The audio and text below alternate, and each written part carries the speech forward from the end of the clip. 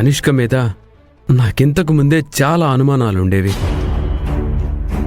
కానీ తనని నిలదీసినా ప్రయోజనం ఉండదని తెలిసాక నాకెందుకులే అని ఊరుకున్నాను. తను చేస్తున్నది ఇలాంటి ఇల్లీగల్ పనులన్నమాట. అవును రాహుల్ బాబు, ఇన్నాళ్ళు ఆ కనిష్క ఎప్పుడు దొరుకుతుందా, ఎలా దొరుకుతుందా అని ఎదురు చూస్తున్నాను. ఇప్పుడు కరెక్ట్గా దొరికింది. ఇక చూడండి, ఆ కనిష్కకి చుక్కలు చూపిస్తాను.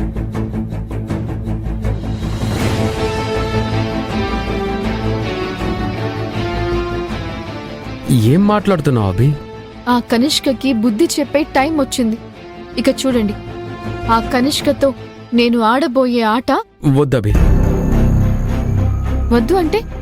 కనిష్క చేతిలో ధనం ఉంది, బలం ఉంది.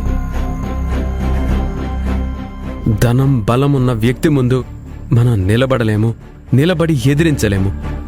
అలా అని భయపడుతూ కూర్చుంటే ఇక ఎప్పటికీ ఆ కనిష్క మీద గెలవలేము.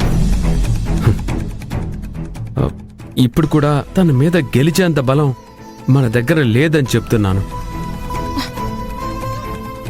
కనిష్క చేస్తున్న ఫ్రాడ్స్ గురించి నాకు దొరికిన ఆధారాలే నాకున్న బలం.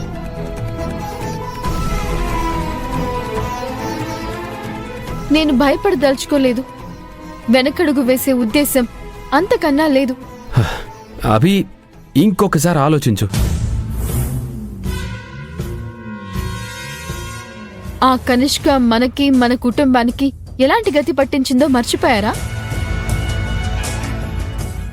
మనల్ని ఎంత దిగజార్చిందో మీకు గుర్తు రాలేదా? కనిష్క చేసిన ప్రతి అన్యాయానికి సమాధానం చెప్పే రోజొచ్చింది. ఆ కనిష్కని నడి రోడ్డుకి ఈడ్చే అద్భుతమైన అవకాశం మనకి దొరికింది. ఈ అవకాశాన్ని వదులుకోను. ఏం అభి, ఏదైనా జాగ్రత్తగా ఆలోచించి చేయి. అన్నీ ఆలోచించే ఈ నిర్ణయానికొచ్చాను. రేపే కనిష్క ఆగడాలకి అడ్డుకట్టు వేయబోతున్నాను. కనిష్క చరిత్రకి ముగింపు పలకబోతున్నాను.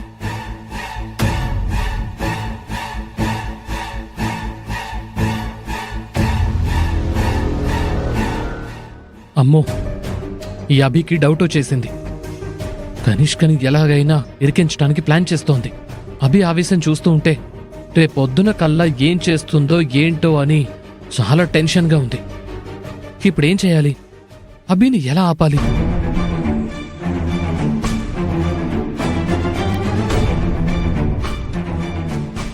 నేనెంత ఆలోచించినా ఏ ప్రయోజనం లేదు. వెంటనే ఈ విషయం కనిష్కకు చెప్పడం మంచిది.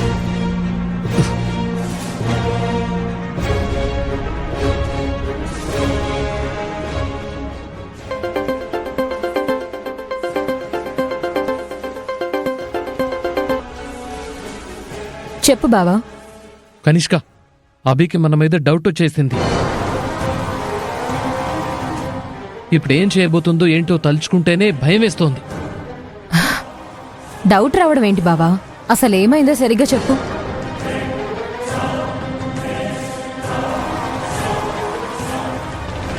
బ్లాక్ మనీని వైట్ గా మార్చుకుంటోంది.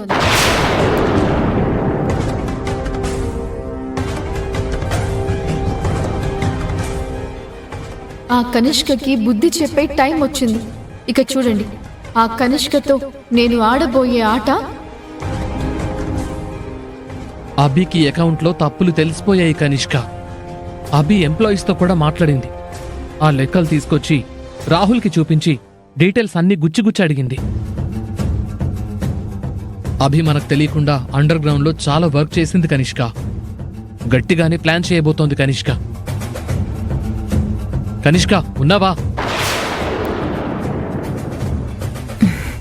ఈ అభిని ఎన్నిసార్లు క్షమించేసినా మళ్ళీ మళ్ళీ నా కంట్లో నలకలా తయారవుతుంది. నా దారికి అడ్డు కలిగించే పనులు ఏదో ఒకటి చేస్తూనే ఉంది. అసలు నోరు మూసుకొని చెప్పిన పని చేయకుండా అభికెందుకు ఏదో పెత్తనాలు? ఇప్పుడు తిట్టుకోవడం వల్ల ప్రయోజనం లేదు కనిష్క. ఇకపై మనం ఏం చేయాలో ఆలోచించాలి.